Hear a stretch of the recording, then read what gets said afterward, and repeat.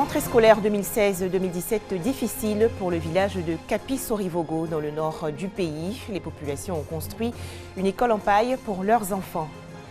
La journée mondiale des sourds célébrée aujourd'hui, mais cet handicap n'est pas une fatalité.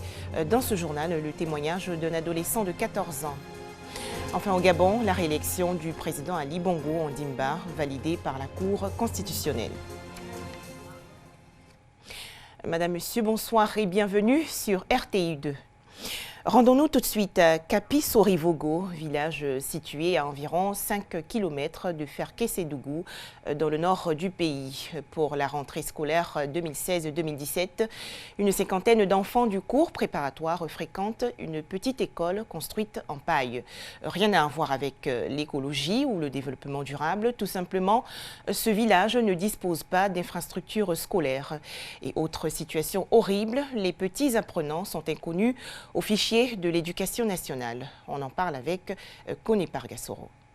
Kapi-Sorivogo, village situé à plus de 5 km de la ville de Ferkessédougou au nord de la Côte d'Ivoire. Dans ce village se dresse une bâtisse qui attire l'attention.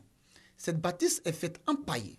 Ne vous méprenez pas, il ne s'agit ni d'une habitation, encore moins d'un lieu sacré. C'est une salle de classe, cours préparatoire première année du village CP1. À l'intérieur, un petit tableau soutenu par des granites et des fibres d'écorce d'arbres. Une toiture renforcée par du plastique de couleur noire, des branches et des troncs d'arbres. Cette classe de fortune non fichée dans le répertoire du ministère de l'Éducation nationale est l'initiative de 3 villages réunis. Les parents en ont décidé ainsi pour éviter aux enfants de parcourir plus de 5 km à pied pour regagner les écoles conventionnelles en ville. 31 filles et 26 garçons, dont l'âge varie entre 4 et 7 ans, sont enseignés par un bénévole. C'est cette année qu'on a commencé. Les élèves, ils se comportent pas mal. Bon, l'année prochaine, si on a eu des admis, on va encore faire un autre appartement pour la classe de CP2. Dans cette classe, enseignants et élèves sont confrontés à des difficultés. Nous travaillons dans des conditions vraiment précaires. Quand il pleut, partout c'est la boue. C'est difficile de travailler dans la boue. N'empêche, ils sont fiers d'apprendre à lire et à écrire. Ma, ma, va, o, marigot. Après la lecture, ces élèves du CP1 se dirigent vers le drapeau pour le salut aux couleurs.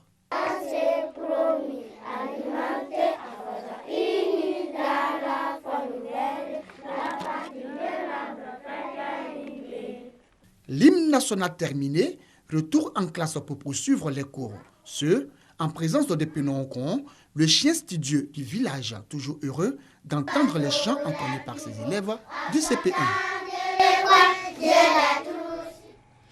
Voilà, l'éducation, un droit fondamental pour l'enfant. Justement, le Fonds des Nations Unies pour l'enfance a présenté récemment ses nouveaux défis en Côte d'Ivoire. Il s'agit notamment des actions visant à promouvoir le droit des enfants. C'était lors d'une rencontre organisée par l'UNICEF et le réseau des médias pour les droits des enfants en Côte d'Ivoire. 2 heures d'horloge pour échanger sur la promotion du droit de l'enfant et sur l'épanouissement de la mère et de l'enfant. C'est la méthode choisie par le docteur Aboubakar Campo pour annoncer les défis que l'UNICEF entend relever en Côte d'Ivoire. Il y a toujours certains défis, notamment dans l'éducation des enfants et plus particulièrement l'éducation des jeunes filles, la santé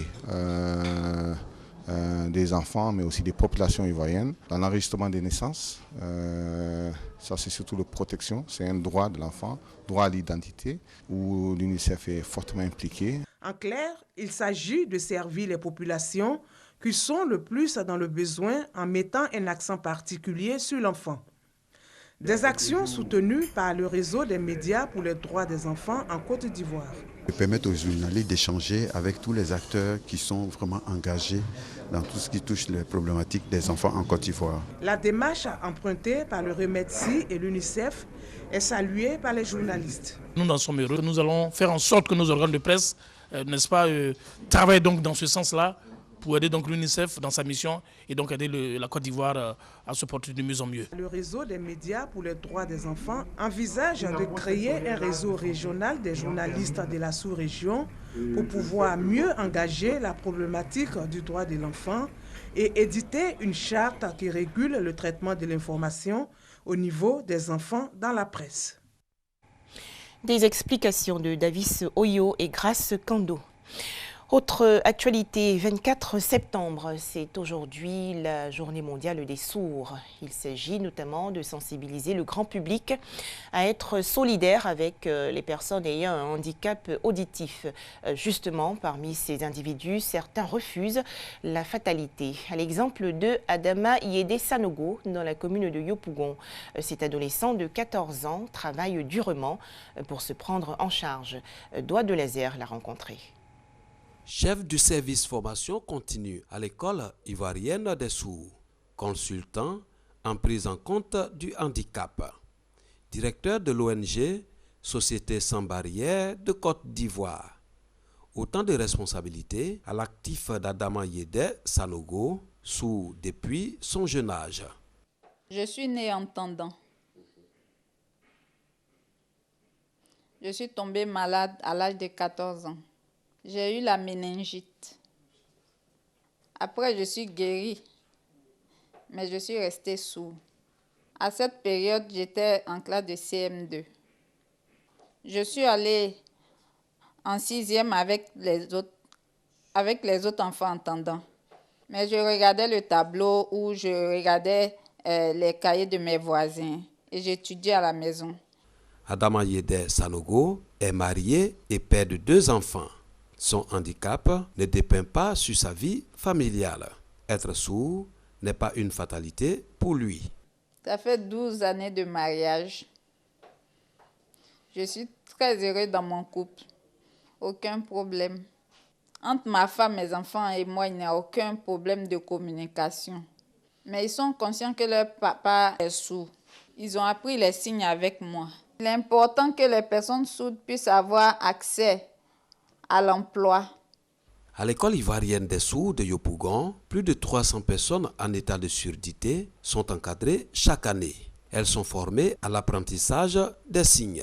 Pour Joël Moussezi, l'une des enseignantes de cette école, le métier est passionnant. Si vous ne connaissez pas la langue des signes, quand vous rencontrez une personne sourde, c'est difficile.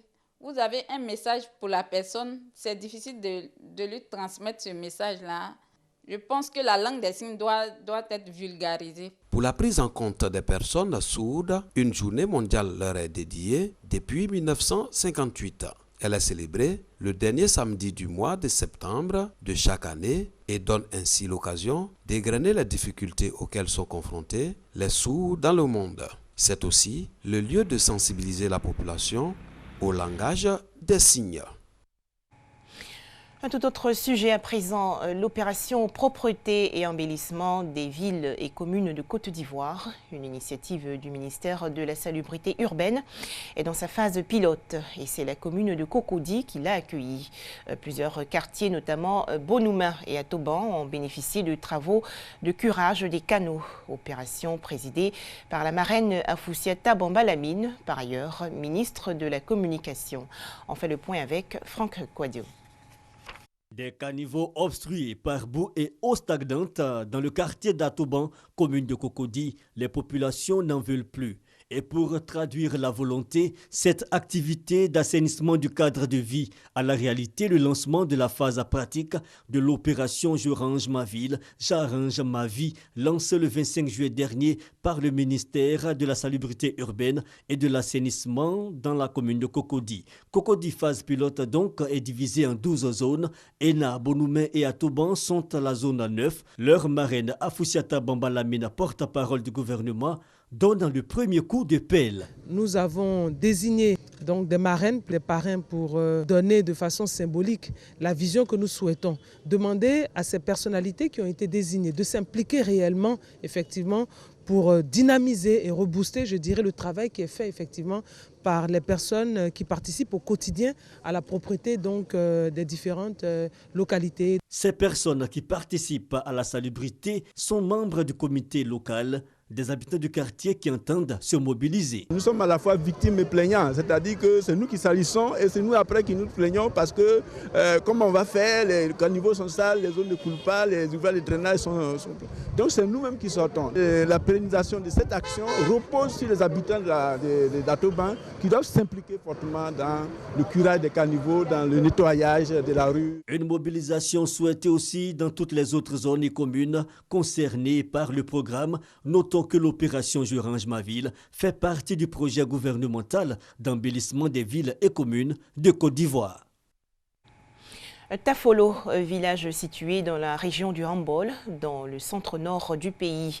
Les cadres du village se sont réunis récemment pour parler du développement de leur localité. C'est un reportage de Hassan Khan et Léon Brou de RTI Boaké. Aller à Tafolo, un parcours du combattant.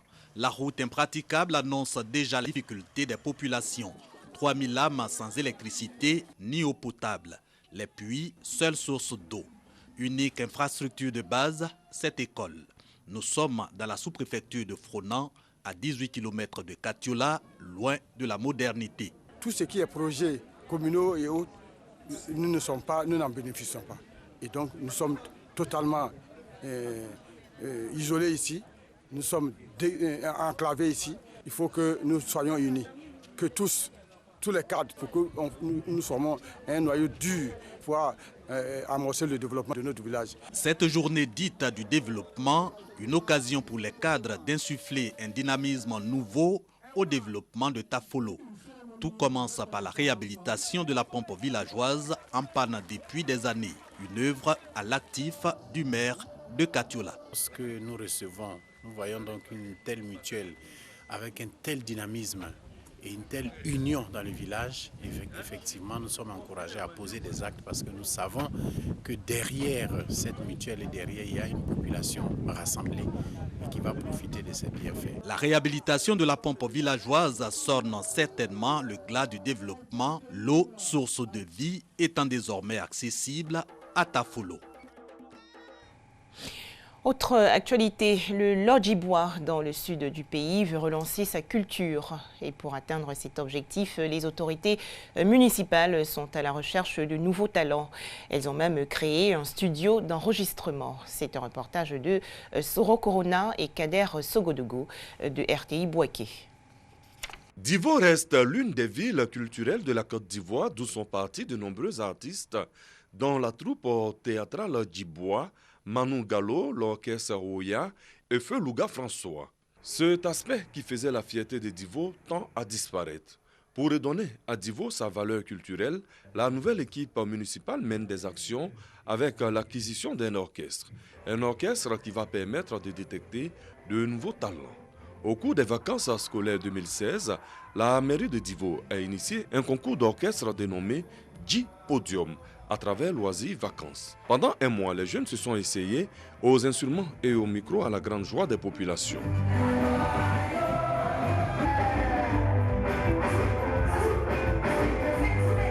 Au thème de cette première édition de J Podium, les meilleurs musiciens et chanteurs seront retenus pour former un nouvel orchestre à Divo.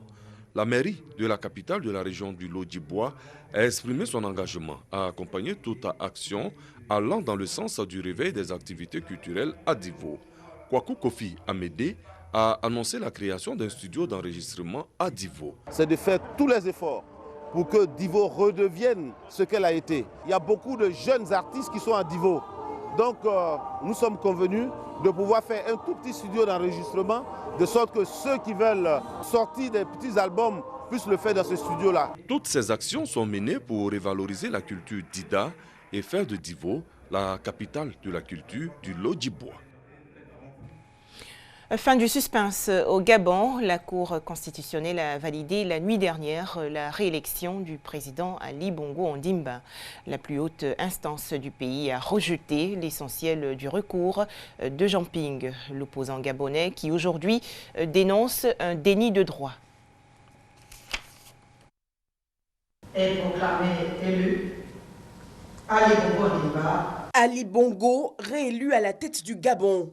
C'est la décision de la Cour constitutionnelle gabonaise. Dans la nuit de vendredi à samedi, elle a rejeté l'essentiel du recours de son rival Jean Ping. La Cour indique que le président sortant a recueilli 50,66% des suffrages contre 47,24% pour Jean Ping. Un dispositif policier et militaire très important est toutefois déployé dans le centre de la capitale. Ali Bongo lui appelle à un dialogue politique avec les candidats malheureux.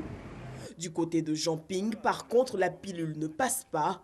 Son porte-parole, Jean-Gaspard Ntoutoumé, a indiqué que nul ne peut contester le fait que Jean Ping ait largement gagné cette élection. Un commentaire de Alexis Ouedraogo. Merci de nous avoir suivis et très bonne suite des programmes sur votre chaîne RTI2.